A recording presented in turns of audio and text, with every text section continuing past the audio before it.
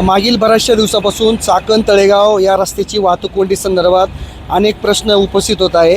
त्या संदर्भात काही कंपन्यांनी, औद्योगिक वसाहतीमधील कंपन्यांनी आम्ही या वाहतूक कोंडीला कंटाळून ही MIDC सोडून जाण्याचा इशारा दिला। त्यानंतर महाराष्ट्र शासनाला जाग आली आणि महाराष्ट्र शासनाचे उद्योगमंत्री असतील, उपमुख्यमंत्री असतील यांनी या ठिकाणी व्हिजिट करून हा प्रश्न कसा सोडवता ते या दृष्टीने प्रयत्न सुरू केले।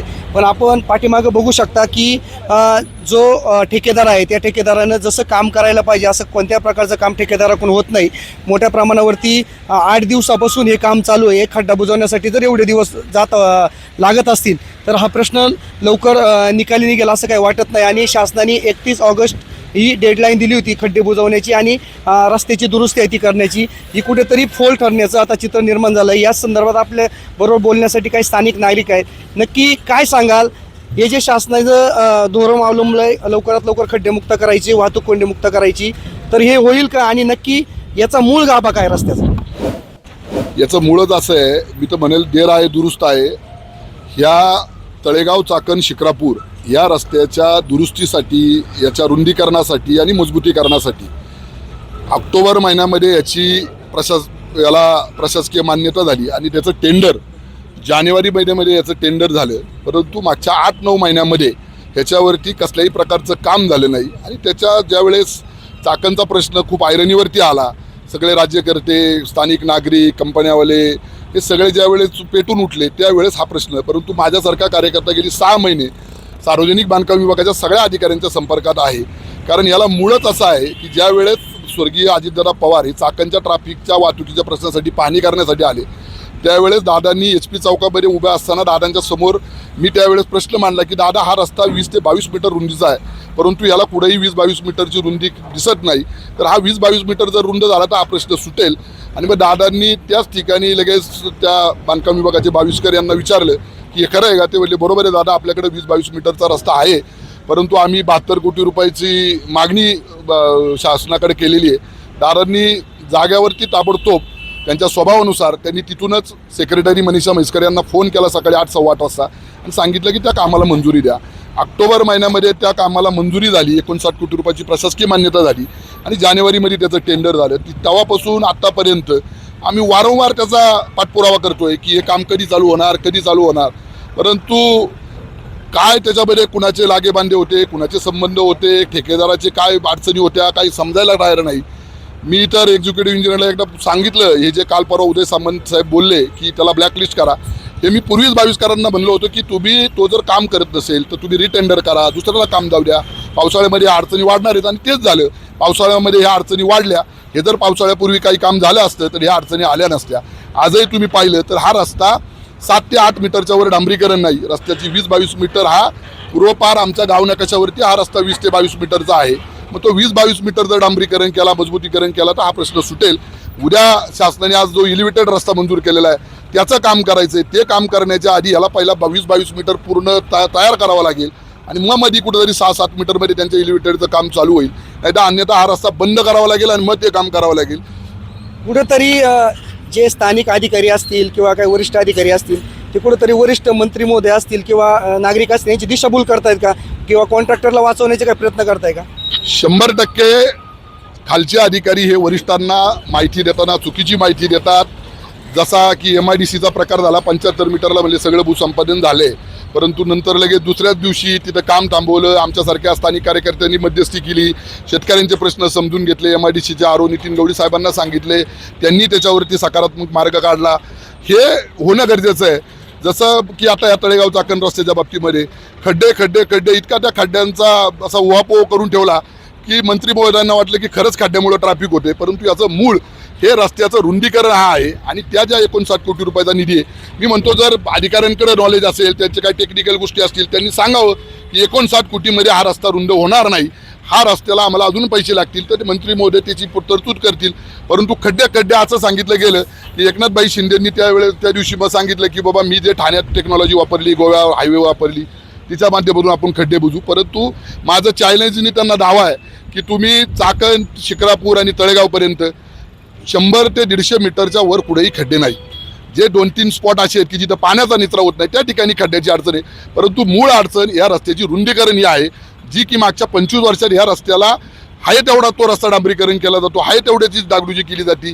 याचं रुंदीकरण, याची मालकी जर PWD काय तर PWD याचं रुंदीकरण करत का नाही? वारंवार शासन पैसे देते. पूर्वी एकदा 10 कोटी रुपये दिले, आता 59 कोटी रुपये दिले.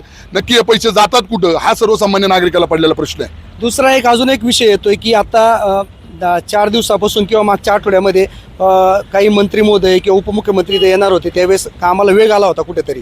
आता तुम्ही बघू शकता तर तुमच्या पाठीमागं पण काम चालू आहे.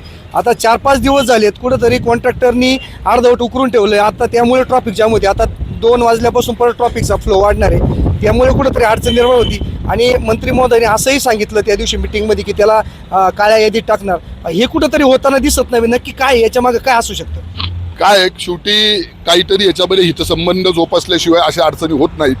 जानेवारी महिन्यामध्ये प्रशासकीय मान्यता आहे. मी जवळजवळ तालुक्यातल्या सगळ्या लोकप्रतिनिधींना म्हणजे जिल्हा परिषद सदस्यांपासून तर आमदार, खासदार, माजी, आजी सर्वांना त्या प्रशासकीय मान्यता पाठवल्या. त्यांच्याकडेही असणार आहेत, परंतु मी जाणीवपूर्वक पाठवल्या, सगळ्यांना पाठवल्या. मावळचे आमदार सुनीलांना शेळके यांनाही पाठवली. त्यांनी त्याच्यावर प्रश्न विचारला. त्यांनी प्रश्न अधिवेशनात विचारल्यावरती त्यांच्या भागामध्ये काम झालं. आजही तुम्ही जर गेलात तर इंदुरीपासून वडगाव फाट्यापर्यंत रस्त्याची तुम्हाला रुंदीकरण एकदम चांगलं दिसेल. त्याला साईडपट्टी कुठेही साईडला चिखल किंवा घाण दिसणार नाही. पूर्ण डांबरीकरण आहे. त्यामुळे त्या परिसरामध्ये पूर्वी खूप तळेगाव स्टेशनला ट्रॅफिक व्हायचं, परंतु ते आता होत नाही. त्याला कारण ते आहे की रस्त्याचं रुंदीकरण केलेलं आहे.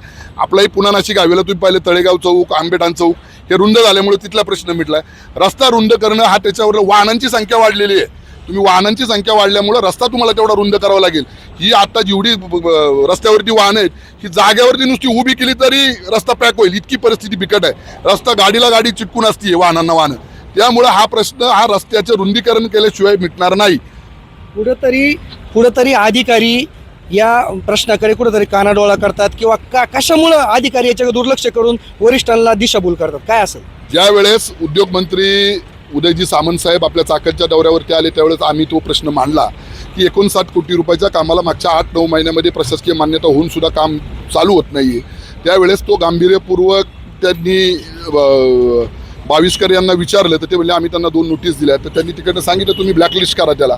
ठीक आहे, ब्लॅकलिस्ट करण्याची प्रक्रिया काय त्यांची टेक्निकली तांत्रिक असेल ते करतील नाही करतील, परंतु आमच्यासारख्या सर्वसामान्य नागरिकाचा चाकण परिसरामध्ये राहणाऱ्या सगळ्या तळेगाव चाकण या सगळ्या रस्त्यावरती असणाऱ्या कंपन्या असतील, सगळे स्थानिक नागरिक असतील, यांचं एकच म्हणणं आहे की शासनाने तुम्हाला पैसे दिले. स्वर्गीय अजितदादा पवार यांनी त्यावेळेस एकदम तडकाफडकी निर्णय घेऊन त्याला या कामाला मंजुरी दिली. आणि मग जर 8-9 महिने तुम्ही कामं होणार नसतील तर प्रश्न मिटतील कसे आणि ट्रॅफिक संपल कसं, हा सगळ्यात मोठा प्रश्न आहे. आपण बघू शकता की नागरिकांच्या उद्विग्न प्रतिक्रिया आहेत. याचबरोबर अजूनही आपल्याबरोबर नागरिक आहेत. नक्की काय सांगाल? शासनाने 31 तारखेची डेडलाईन दिली, तोपर्यंत हा प्रश्न मिटेल का, की अशाच वाहतूक कोंडीला सर्वसामान्यांना नागरिकांना सामोरे जावे लागेल? आता खरं जर सांगितलं तर आत्ताच अमोलदादांनी ब्रीफमध्ये तुम्हाला या गोष्टी सांगितल्या आहेत. माझं सांगायचं म्हणणं एवढंच आहे की जर समजा 75 किंवा 70-75 फुटाचा रोड असेल 22 मीटरच्या दृष्टीने, तर ते ज्या टेक्निकल स्टेजेसनी काम व्हायला पाहिजे त्या स्टेजेसनी होते असं मला वाटत नाही आहे. त्याच्यामुळं हा त्यांनी जी डेडलाईन दिली 31 तारखेपर्यंत, त्या 31 तारखेपर्यंत काम होणं अशक्य आहे. आता तसं जर पाहिलं तर ही वाहतूक कोंडी खरं रस्त्याच्या रुंदीकरणाचा विषय आहे. आणि दादा जसं म्हटले की बाबा हा जो काही प्रश्न आहे तो फक्त काय केलं आहे, चाकण हे खड्ड्यामध्ये आहे म्हणूनसाठी वाहतूक कोंडी होती. तर हे कुठंतरी चुकीचं आहे असं मला वाटतं.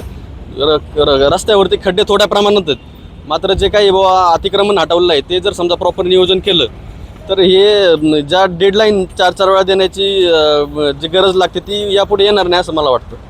आपण बघू शकता की कॉन्ट्रॅक्टर असेल, काही प्रशासकीय अधिकारी असतील किंवा शासन असेल, याच्याबद्दल उदासीनता खूप मोठ्या प्रमाणावरती स्थानिक नागरिकांमधून येत आहे. यावरती आता शासन प्रशासन कोणत्या प्रकारची लवकरात लवकर उपाययोजना करतात आणि हा जो प्रश्न आहे हा कसा लवकरात लवकर मार्गी लावतात हेच आता पाहावे लागेल. आशिष ढगे पाटील, चाकण, पुणे.